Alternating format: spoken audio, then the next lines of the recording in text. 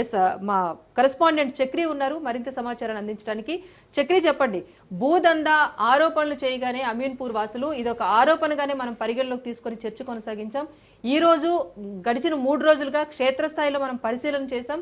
వాస్తవం ఏంటనేది పూర్తిగా తెలుసుకొని ఈ రోజు గంట 2 గంటలుగా మనం దీనిపైన చర్చిస్తున్నాం. అటు హైడ్రాను క్వశ్చన్ చేస్తున్నాం, ప్రభుత్వాన్ని క్వశ్చన్ చేస్తున్నాం, మంత్రి గారే తెర వెనుకున్నారని చెప్పి మంత్రి గారిని క్వశ్చన్ చేసే ప్రయత్నం చేస్తున్నా ఇప్పటికొచ్చి ఎవరు రెస్పాండ్ అవ్వట్లేదు.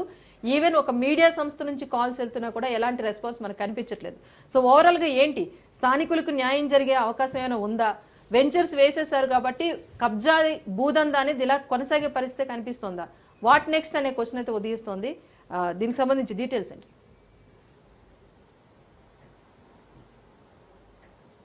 ఎస్ రాజేశ్వరి, అమీన్పూర్ బొమ్మనకుంటలో విచ్చలవిడిగా భూమి కబ్జాకు గురి కావడం ఇప్పుడు పెద్ద చర్చాంశంగా మారింది. అయితే ఇంత విచ్చలవిడిగా భూమి కబ్జా అవుతున్నా కూడా అధికారులు ఎందుకు పట్టించుకోవడం లేదు, ప్రభుత్వాలు ఏం చేస్తున్నాయన్న ప్రశ్నలు కూడా తలెత్తుతున్నాయి. ఇక్కడ బాధితులు ఫిర్యాదు చేస్తున్నా కూడా అధికారులు పట్టించుకోవడం లేదన్న ఆరోపణలు అయితే వస్తున్నాయి. అయితే అమీన్పూర్ బొమ్మనకుంటలో సర్వే నెంబర్ 30లో అసలు ఏం జరిగిందని దానిపైన స్టడీ చేసిన మన colleague crime bureau chief Pavan మనతో పాటు ఉన్నారు. వారిని అడిగి మరిన్ని డీటెయిల్స్ తెలుసుకుందాం. పవన్ చెప్పండి, అమీన్పూర్ బొమ్మనకుంట సర్వే నెంబర్ 30లో అసలు ఏం జరిగింది, ఎందుకు వివాదాస్పదంగా మారింది? అమీన్పూర్ బొమ్మనకుంట సర్వే నెంబర్ 30లో 722 ఎకరాలు 20 గుంటల స్థలం ఉంది. అయితే ఇందులో మాత్రం చూస్తే బొమ్మనకుంట గ్రామస్తుల వాసులకు దాదాపు 240 ఎకరాల చిల్లరకు సంబంధించి ఓఆర్సీ ఉంది. అయితే మిగతా భూమికి సంబంధించి కూడా అప్పటి ఆర్డీఓ యొక్క ఓఆర్సీ కూడా ఇచ్చారు. అయితే ఈ యొక్క ఓఆర్సీని జాయింట్ కలెక్టర్ క్వాష్ చేశారు. అయితే క్వాష్ చేసిన దాని తర్వాత నేరుగా కోర్టుకు కూడా వెళ్ళారు.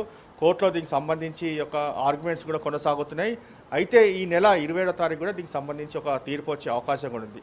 ఇదంతా కూడా నడుస్తుండగా కొంతమంది భూబకాసురులు అంటే మంత్రి అండదండలతో ఎక్కడైనా తాము కబ్జా చేసి తీరుతాం అనేది మాత్రం ప్రధానంగా వీరిపైన ఆరోపణలు కూడా ఉన్నాయి. భూములు కబ్జా చేసిన ఆరోపణలు గతంలో కూడా ఉన్నాయి. అయితే ఈసారి మాత్రం బొమ్మనకుంటకు సంబంధించిన 460 ఎకరాలు దాదాపు యొక్క భూములను కూడా ఈ యొక్క ముగ్గురు వ్యక్తులు అంటే మంత్రి అండదండలు ఉన్నాయి కాబట్టి తమను ఎవరు ఏమి చేయలేరు, తాము కబ్జా చేసి యథేచ్ఛగా భూములను ఫ్లాటింగ్ చేసి అమ్మే విధంగా కూడా వీరు అడుగులు ముందుకు వేశారు. అయితే కోర్టు కూడా ఇటు ఎంఆర్ఓ కావచ్చు, ఇటు రెవెన్యూ అధికారులకు కావచ్చు ఒక ఆర్డర్స్ కూడా జారీ చేసింది. ఇప్పుడు అది సెటస్కో ఆర్డర్ ఉంది కాబట్టి అక్కడ ఎలాంటి నిర్మాణాలు కూడా చేయొద్దని చెప్పి కూడా కోర్టు చాలా స్పష్టమైన ఆధారాలు కూడా దీనికి సంబంధించి ఆదేశాలు ఇచ్చింది. ఆదేశాలు ఇచ్చినప్పుడు చాలాసార్లు కూడా దీనికి సంబంధించి ఆదేశాలను పక్కన పెట్టి కొంతమంది వ్యక్తులు ఎవరైతే మంత్రి అండదండలు ఉన్నారో వారు యథేచ్ఛగా అక్కడ రూములు కట్టి ఇక్కడ స్తంభాలు ఏర్పాటు చేయడము, రోడ్లు కూడా ఏర్పాటు చేయడము, ఫ్లాటింగ్ నిర్వహించడము, వీటిని అమ్మేయడము ఈ యొక్క ప్రక్రియ కొనసాగించిన నేపథ్యంలో ఎంఆర్ఓకి దీనికి సంబంధించి స్థానికులు వెళ్ళి ఫిర్యాదు చేసేంత వరకు అక్కడ ఏం జరుగుతుందో ఎంఆర్ఓకు తెలియదంటే దీనికి సంబంధించి ప్రజలు అక్కడ స్థానికులు బొమ్మనుకుంట వాస్తులే చాలా ఆశ్చర్యం. అయితే పవన్, స్థానికులు వెళ్ళి అధికారిని కలవడం జరిగింది, ఫిర్యాదు చేయడం జరిగింది. అయితే అధికారులు ఏం చేస్తున్నారు పవన్? అయితే ఇదే చెప్తున్నా, స్థానికులు ఫిర్యాదు చేసేంత వరకు అధికారులకు తెలియదంటే మనం దీనికి సంబంధించి అధికారులను నిర్లక్ష్యం అనుకోవచ్చా, లేకపోతే అధికారులకు తెలిసి ఇదంతా జరుగుతుంది అనుకోవచ్చా? అంటే స్థానికులు దీనిపైన ఒక ఉద్యమంలా ముందుకు వస్తేనే దీనికి సంబంధించి అధికారులు నామమాత్రంగా చర్యలు తీసుకున్నారు. అక్కడ 3 సార్లు కట్టడాలు జరిగితే కట్టడాలను కూల్చివేశామని చెప్పి ఎంఆర్ఓ కూడా చెప్తున్నారు. అంతేకాకుండా ఒక 3 పైన ఒక 4 పైన పోలీస్ స్టేషన్లో ఫిర్యాదు చేస్తే వారిపైన ఎఫ్ఐఆర్ అయింది. అయితే అందులో వారిని మనము సంప్రదించాము, ఫోన్లో లైవ్లో మాట్లాడడానికి ప్రయత్నిస్తే వారు మాత్రం ఖచ్చితంగా చెప్పారు ఏంటంటే తాము అక్కడ ల్యాండ్ను చూడడానికి వెళ్ళాము. అసలు ల్యాండ్ చూడడానికి మీకు ఏం అవసరం ఉంది? ఆ ల్యాండ్ ఇప్పటికే కోర్టులో ఉంది. ఆ ల్యాండ్కి సంబంధించి అమ్ముతారని చెప్పి మీకు ఎవరు చెప్పారు? అసలు ఎందుకు వెళ్ళారని దానిపైన మనం ప్రశ్నిస్తే వారు ప్రశ్నకు సమాధానం కూడా చెప్పలేదు. ఖాళీ ఎంఆర్ఓ తమ పేర్లు అడిగితే పేర్లు చెప్పాము, కానీ ఎంఆర్ఓపై తమ పైన కేసులు పెట్టిందని చెప్పి చెప్తున్నారు తప్ప వారు అసలు ల్యాండ్ కోర్టులో ఉన్నప్పుడు అసలు ల్యాండ్ అక్కడ అమ్మడానికి వీలు లేదు, అసలు అక్కడ కొనడానికి కూడా ల్యాండ్ లేదు. దానికి సంబంధించి వీరు ఫ్లాటింగ్ చేయడం ఏంటి, ఇక్కడ కొనడానికి ఇతను వచ్చినట్టు మనకు సమాధానం చెప్పడం ఏంటి? అంటే ఇదంతా కూడా గవర్నమెంట్ దృష్టిలో ఉండి కొనసాగుతుంది అనుకోవచ్చు. ఖచ్చితంగా మనకు అనిపిస్తుంది. అక్కడ స్థానికులు కూడా చెప్తున్నారు ఇదంతా కూడా కొన్ని రోజుల నుంచి కూడా ఈ యొక్క తతంగం కొనసాగుతుంది. ప్రభుత్వానికి కూడా ఫిర్యాదు చేశాము, అయినా ప్రభుత్వం ఫిర్యాదు చేసినా ఫిర్యాదు స్వీకరిస్తున్నారు, కానీ యథేచ్ఛగా మాత్రం కట్టడాలు కొనసాగుతున్నాయి. అందుకే తీవ్రంగా బొమ్మనుకుంటా వాస్తవ్యులు చాలా క్లియర్గా చెప్తున్నారు, ఈ భూమిని ఖచ్చితంగా వీరు ఎప్పటికైనా సరే వీరు కబ్జా చేసి తీరుతారు అనేది మాత్రం ప్రధానంగా బొమ్మనుకుంటా వాస్తులు ఇప్పటికీ బల్లగుద్ది చెప్తున్నారు. ఎందుకంటే ఇంత పెద్ద ల్యాండ్లో దీనికి సంబంధించి తాము అక్కడ వ్యవసాయం చేసుకునే వాళ్ళము, తమ పశువులు కావచ్చు అక్కడ పూర్తిగా అక్కడ కట్టేసే వాళ్ళము, దీనికి సంబంధించి పూర్తిగా ఉండేది. కానీ ఇప్పుడు అక్కడ పెద్ద పెద్ద గుట్టల్ని తీసేసి పూర్తిగా ఫ్లాటింగ్ చేయడం అంటే తామే ఆశ్చర్యపడాల్సిన విషయం ఉంది. ఎందుకంటే తమ బస్తీ నివాసులము, గ్రామస్తులము, స్థానికులము ఆ ల్యాండ్లోకి వెళ్ళలేకపోతున్నాం అంటే మనం అర్థం చేసుకోవచ్చు. వాళ్ళు బెదిరింపులు కావచ్చు, చంపేస్తామని బెదిరించడం, ఇదంతా చూస్తుంటే తమకు చాలా భయోందోళన ఉన్నాము. అంతేకాకుండా రేపు ఈ యొక్క ల్యాండ్కి సంబంధించి కబ్జా అయిపోతే తమ ఇళ్లను కూడా కబ్జా చేసే అవకాశం కూడా ఉంటుందని చెప్పి కూడా స్థానికులు చెప్తున్నారు. కానీ ప్రభుత్వ అధికారులు ఏం చేస్తున్నారు? ఇంత పెద్ద ల్యాండ్ అంటే 460 ఎకరాలకు సంబంధించిన ల్యాండ్ కోర్టులో ఉంటే యథేచ్ఛగా ఎట్లా కట్టడాలు చేస్తారు? అక్కడ ఒక ప్రార్థనా మందిరం కూడా ఉంది. ఇప్పుడు ప్రార్థనా మందిరం పైన కూడా కొంతమంది అబ్జెక్షన్ చేస్తున్నారు. దానిపైన ఎందుకు ప్రభుత్వం అంటే ఇక స్థానికుల చర్యలు ఎందుకు తీసుకోవట్లేదు అధికారులు అనేది మాత్రం స్థానికులు కూడా దానిపైన కూడా దీనికి సంబంధించి పూర్తిగా అధికారులు నిలదీసిన పరిస్థితి చూస్తున్నాము.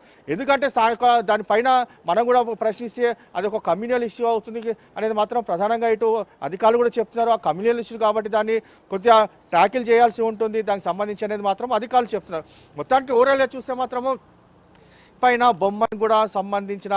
బొమ్మన్కుంట సంబంధించిన గ్రామస్తులు పదే పదే రాజ్ న్యూస్కి ఫోన్ చేసి ఇక్కడ కబ్జా అవుతుంది, తమకు సంబంధించిన ల్యాండ్ని పూర్తిగా కాపాడండి అని చెప్పి వాళ్ళు పదే పదే ఫోన్ చేసిన నేపథ్యంలో మొదటగా ఈ యొక్క ల్యాండ్కి సంబంధించి పూర్తిగా అసలు ఎవరిది ల్యాండ్, ఏంది ల్యాండ్ అనేది మాత్రము పూర్తిగా ఇన్వెస్టిగేషన్ కూడా చేశాము. ఇన్వెస్టిగేషన్లో చూస్తే అనేక ఆధారాలతో సహా దీనికి సంబంధించి చాలా కీలకమైన సంబంధించిన ఆధారాలు కూడా సేకరించాము.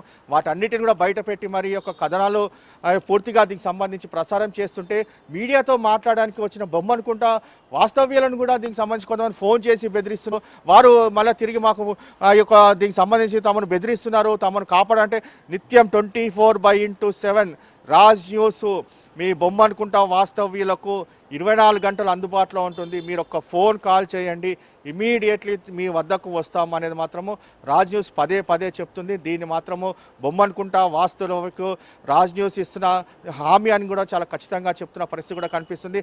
ఇప్పటికైనా అధికారులు చలనం రావాలి, చలనం వచ్చి యొక్క భూమికి సంబంధించి కాపాడాలనేది మాత్రం ప్రధానంగా బొమ్మనుకుంట వాస్తవ్యులు కూడా కోరుతున్నారు.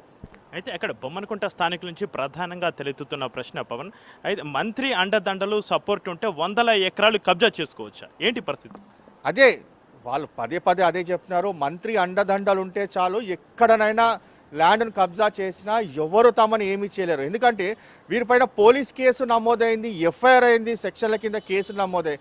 కానీ పోలీసులు వారికి ఇప్పటి వరకు కూడా ఒక ఫోన్ కూడా చేయలేరని చెప్పి వారే లైవ్లో ద్వారా ఒక ఫోన్లో మాట్లాడుతూ చెప్పిన పరిస్థితి చూస్తున్నాం. అంటే పోలీసులను కూడా మేనేజ్ చేసేంత పరిస్థితి ఏర్పడింది. అంటే మంత్రి అండదండలు ఉన్నాయి కాబట్టి పోలీస్ కేసులు అయితే ఏమైతే మాకు మంత్రి ఉన్నాడు, ఏమైతే మంత్రి చూసుకుంటాడు, ఆ కేసు కొట్టేసుకుంటాము అనేది వాళ్ళకి ఆ ధీమా ఉంది.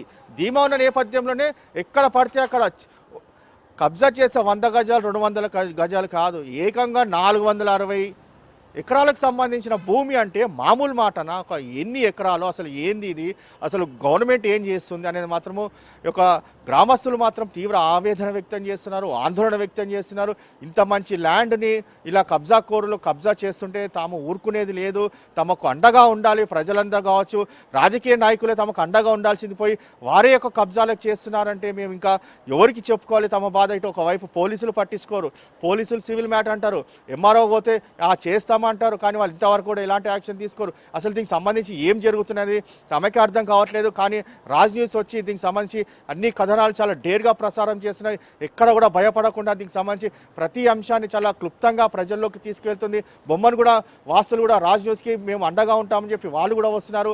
కానీ కొంతమంది బెదిరింపుల వల్ల కొంత అడుగు వెనుక వేసినా కూడా దీనికి సంబంధించి మేము ఉన్నామని చెప్పి హామీ ఇస్తున్న నేపథ్యంలో వారు కూడా చాలా భరోసాగా ఉన్నారు. ఎందుకంటే రాజ్ న్యూస్ ఉంది కాబట్టి అనేది మాత్రం ప్రధానంగా బొమ్మనుకుంట వాస్తవ్యులు అంతా కూడా రాజ్ న్యూస్ నమ్మి దీనికి సంబంధించి మేము ముందుకు వస్తామని చెప్పి వాళ్ళు కూడా అంటున్న పరిస్థితి కనిపిస్తుంది. అయితే పవన్, అసలు ప్రధానంగా బొమ్మనుకుంట ప్రజలు అసలు ఏం కోరుకుంటున్నారు? ప్రభుత్వం నుంచి వాళ్ళు ఎలాంటి సహాయాన్ని కోరుతున్నారు? పవన్, ఖచ్చితంగా వీరు ఒక్కటే చెప్తున్నారు, ఈ యొక్క ల్యాండ్ను మాత్రం ప్రభుత్వము పూర్తిగా దీనికి సంబంధించి ఆధీనంలోకి తీసుకోవాలి, కబ్జా కోర్లకు కబ్జా కాకుండా చూడాలి. ఈ ల్యాండ్ ఎవరికి దీనికి సంబంధించిన ఓఆర్సీలు ఉన్నాయో, వారి హక్కుదారులు ఉన్నాయో వారికి వెంటనే కేటాయించి వారికి సంబంధించిన భూమి వారికి ఇవ్వాలి. దాని తర్వాత వారు ఆ భూమిలో వ్యవసాయం చేసుకుంటారా లేకపోతే ఏం చేసుకుంటారా అనేది మాత్రం ప్రధానంగా గ్రామస్తులు తమకు చెప్తున్నారు, ప్రభుత్వాన్ని చెప్తున్నారు. ఇటు ఇటు కలెక్టర్ దగ్గరికి కూడా వెళ్ళారు. ఇటు ఓఆర్సీ ఆ యొక్క ధరణిలో కూడా వచ్చింది. ధరణిలో వచ్చినా కూడా తమ భూమి తమకు ఎందుకు ఇవ్వట్లేరు అనేది మాత్రము ప్రధానంగా చాలా రోజుల నుంచి కూడా బొమ్మనుకుంటా వాస్తవ్యులు అధికారులను కూడా ప్రశ్నిస్తున్నారు. కానీ అదంతా ప్రోహిబిటెడ్ లిస్ట్ అని చెప్పి పక్కకు పెట్టేస్తున్నారు అంటున్నారు. అసలు ఎందుకు పక్కకు పెడుతున్నారు, దానికి సంబంధించిన రీజన్ మాత్రం చెప్పడం అంటే చెప్పలేని పరిస్థితిలో ఉన్నారంటే అధికార యంత్రాంగము. అసలు ఏం జరుగుతున్నాయని మాత్రం ప్రధానంగా బొమ్మనుకుంటా వాస్తవ్యులు మాత్రము చాలా ప్రభుత్వం పైన మండిపడుతున్నారు. ఎందుకంటే మంత్రులు తమను కాపాడాల్సింది పోయి మంత్రులే తమను పీక్క తింటున్నారు, తమ ల్యాండ్ను పూర్తిగా లాక్కుంటున్నారంటే గ్రామస్తులు చిన్న పెద్ద తేడా లేకుండా కంటతడి పడుతున్నారు. ఎందుకంటే ఇప్పటికైనా ప్రభుత్వం మాత్రం చర్యలు తీసుకోవాలని మాత్రం ప్రధానంగా గ్రామస్తులు కూడా కోరుతున్నారు.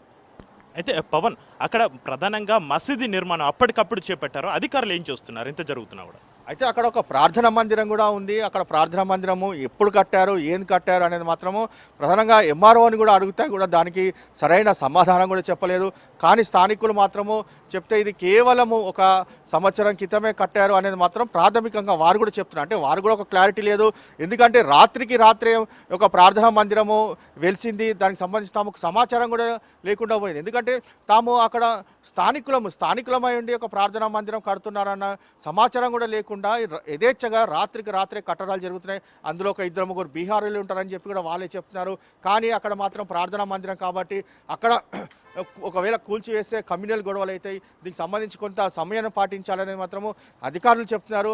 అయితే సమయాన్ని పాటించాల్సిందే కంపల్సరీగా. ఎందుకంటే కొన్ని ఘర్షణలు కూడా అయ్యే అవకాశం ఉంటాయి, కమ్యూనల్ గొడవలు అవుతాయి. కాబట్టి దాన్ని ఎలా డీల్ చేయాలి, అధికారులు మాత్రం ముందుకు రావాలి, దానికి సంబంధించి పెద్దలతో మాట్లాడాలి. ఎందుకంటే ఇది అక్రమ కట్టడాలని కొంతమంది అంటున్నారు, కానీ కొంతమంది ఇది ఎప్పటి నుంచో అంటున్నారు. దాన్ని వెరిఫై చేయాలి, అధికారులు వెరిఫై చేసి ఒక నిర్ణయం తీసుకోవాలి. నిర్ణయం తీసుకొని దానిపైన కూడా చర్యలు తీసుకోవాలని చెప్పి కూడా గ్రామస్తులు కోరుకుంటున్న పరిస్థితి చూస్తున్నాము.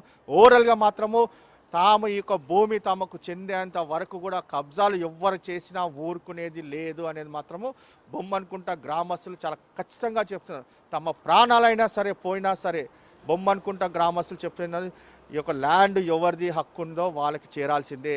కబ్జా చేస్తే మాత్రం ఊరుకునేది లేదు. ఎవరైనా సరే మంత్రులు కావచ్చు, వారి అనుచరులు కావచ్చు, ఎవరైనా సరే తిరగబడతాం అనేది మాత్రం ప్రధానంగా బొమ్మనుకుంటా వాస్తవ్యులు ఈ యొక్క హెచ్చరికలు మాత్రం చాలా ఖచ్చితంగా జారీ చేసిన పరిస్థితి చూస్తున్నాము. హెచ్చరిస్తున్నారు కూడా, ఇక మేము ఊరుకోమనేది మాత్రం ప్రధానంగా చెప్తున్న పరిస్థితి. లాస్ట్కి చివరికి మాత్రము బొమ్మనుకుంటా గ్రామస్తులకు రాజ్ న్యూస్ హామీ ఉంటుంది.